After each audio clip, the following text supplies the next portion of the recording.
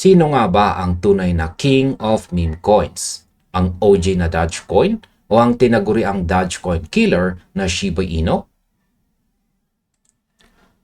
Kung bago ka pa lang sa crypto o kahit matagal ka na sa market, malamang naitanong mo na rin ito sa sarili mo. Napakasikat ng dalawang aso na ito sa mga investors, lalo na po dito sa Pilipinas. Paano ba naman sa maliit na puhunan, milyong piraso agad ang hawak mo sa iyong wallet? Pero ang problema, marami sa atin ang naguguluhan hanggang ngayon kung magkaiba ba talaga sila o magkapareho lang na binuo lang para sa purong hype.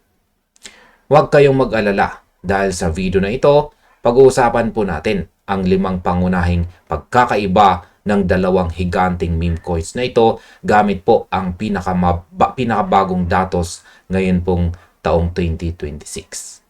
Malalaman din natin kung sino nga ba ang mas sulit at mas nababagay na ilagay natin sa ating crypto portfolio.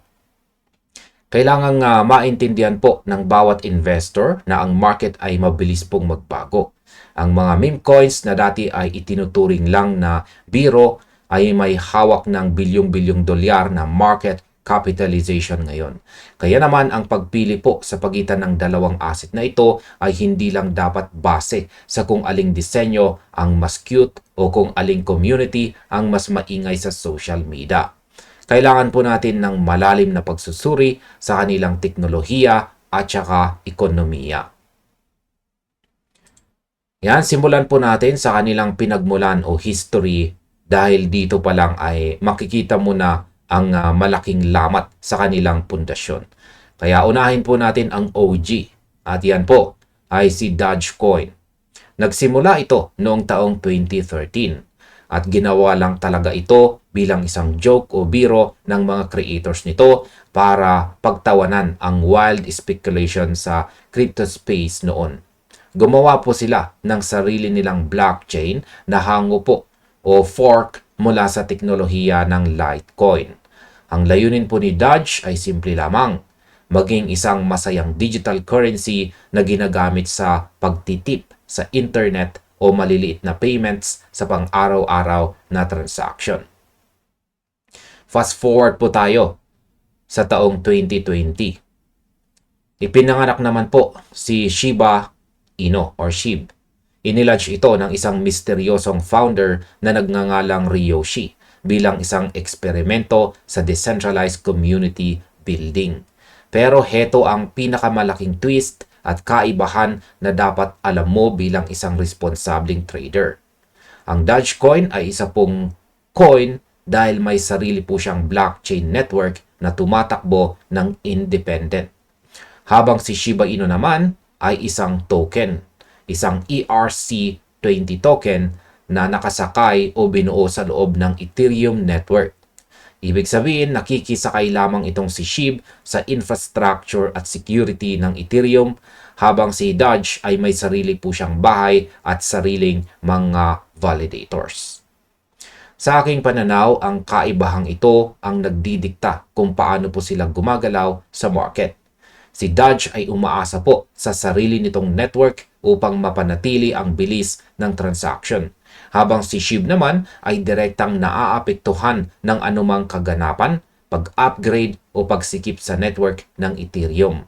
Iyan po ang unang mahalagang punto na dapat po ninyong itatak sa inyong isipan bago kayo magpindot ng buy button.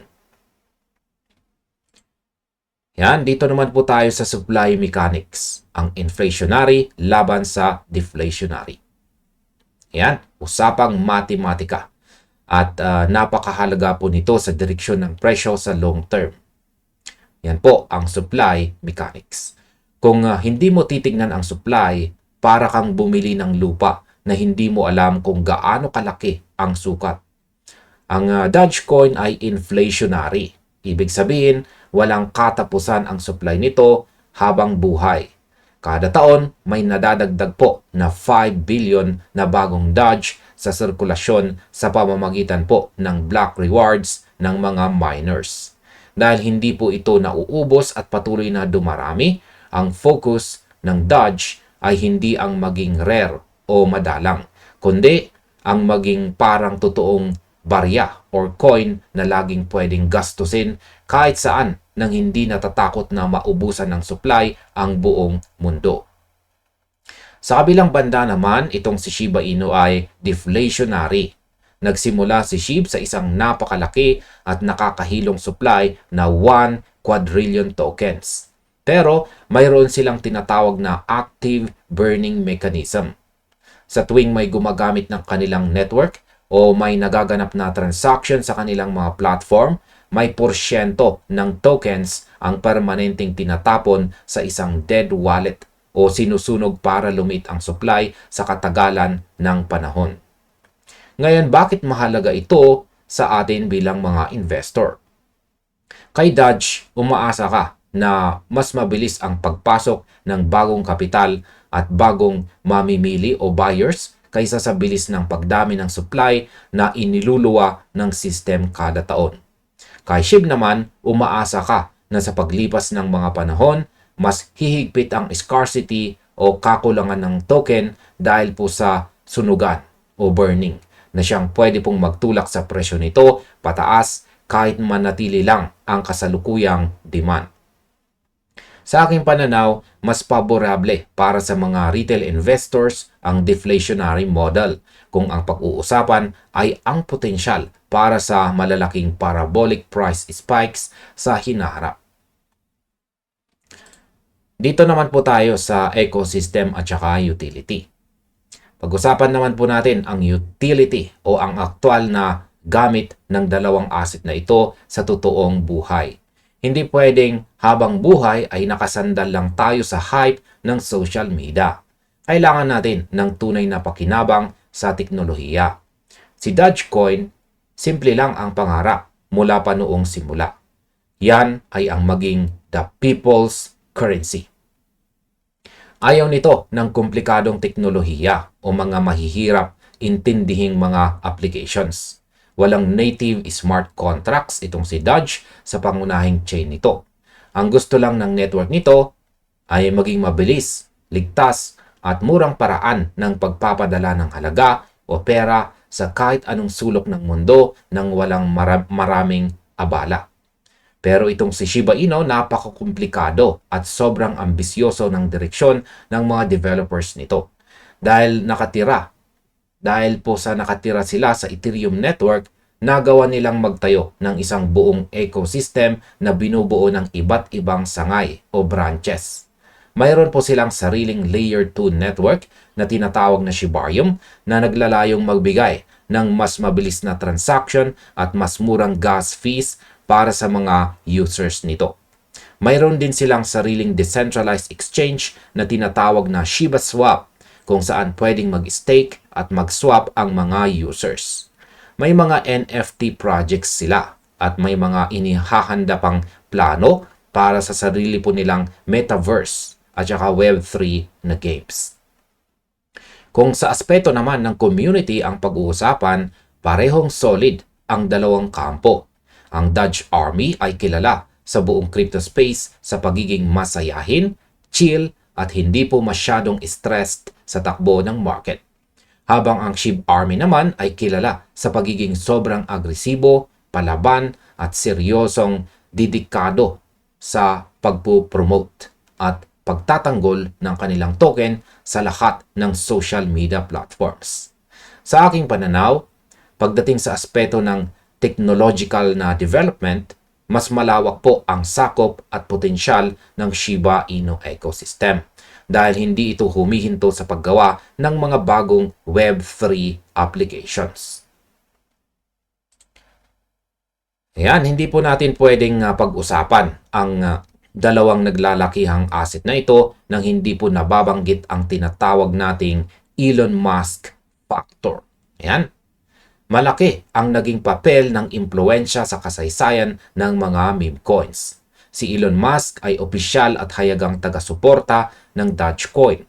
Tinawag pa nga niya ang kanyang sarili bilang the Doge Father sa harap ng milyong-milyong tao. Sa kasaysayan po ng crypto, ang isang tweet o pagbanggit lang ni Elon ay sapat na para palayasin ang mga bears at paliparin o ibagsak ang presyo ni Doge sa loob lang ng ilang minuto. Pero kailangang tandaan ng lahat, lalo na ng mga bago po, na hindi po sinusuportahan ni Elon Musk itong si Shiba Inu. Direktang sinabi po ni Elon sa kanyang mga opisyal na pahayag na wala po siyang kahit isang piraso ng SHIB sa kanyang mga personal na crypto wallets. Pagdating naman sa usapin ng risk o panganib, parehong high risk, high reward ang dalawang ito at walang kaduda-duda dito. Sila ay mga meme coins pa rin na kaibuturan ng kanilang disenyo. Kaya naman sila ay lubhang volatile kung ikukumpara sa mga traditional na assets o kahit sa mga malalaking cryptocurrencies tulad ni Bitcoin. Kung papasok ka sa mga ganitong klase ng investments, kailangan mong buong pusong tanggapin na ang pera mo ay pwedeng magdoble sa loob lang ng isang gabi. Pero pwede ring mawala ang malaking kalahati ng halaga nito kapag biglang nagbago ang ihip ng hangin sa buong global market. Kaya masasabi ko po rito ay ang labis na pagkaasa kay Doge sa mga pahayag ng isang solong tao ay isa pong malaking risk factor na dapat palaging isinaalang-alang ng mga traders. At ayan, sa huling hatol para sa video na ito, sino nga ba ang mas maganda at mas sulit na hawakan sa ating portfolio? Ang totoong sagot ay nakadepende pa rin sa personal mong layunin at diskarte bilang isang investor. Piliin mo si Dogecoin or Doge kung ang hinahanap mo sa isang crypto asset ay yung subok na ng panahon, mas simple ang konsepto na madaling intindihin ng masa, at may backup ng mga dambuhalang tech figures at institutions tulad ni Elon Musk. Mas malapit ang katangian nito sa layunin ng isang totoong cryptocurrency na pwedeng gamitin pambayad sa totoong buhay. Piliin mo naman itong si Shiba Inu or SHIB kung ikaw ay mas mahilig sa mabilis na tech development at mga decentralized application. Kung gusto mo ng isang malawak na ecosystem na may DeFi features, staking rewards, aktwal na burning mechanisms na nagpapababa ng supply at lumalawak na utility na pwedeng magdala ng malalaking parabolic moves dahil sa scarcity ng mga tokens sa sirkulasyon. Sa aking pananaw, walang masamang sumubok na maglagay ng maliit na porsyento sa dalawang ito. Basta tiyakin na ito ay pondong handa mong mawala at hindi mo ituturing na pangunahing retirement plan para sa iyong pamilya. Kaya kayo mga ka-crypto, Team Doge ba kayo o Team SHIB ang mas pinapaboran ninyo ngayong taon? I-comment po ang inyong choice sa ibaba upang malaman natin ang pulso ng ating community. Palagi po nating tandaan na mag-invest ng may matinding talino, huwag magpadala sa emosyon at palaging mag-do your own research bago po magpasok ng kapital. At hanggang dito na lamang po tayo sa video na ito mga ka-crypto. Maraming salamat sa panonood. I-check na rin po ninyo ang mga recommended videos natin dito.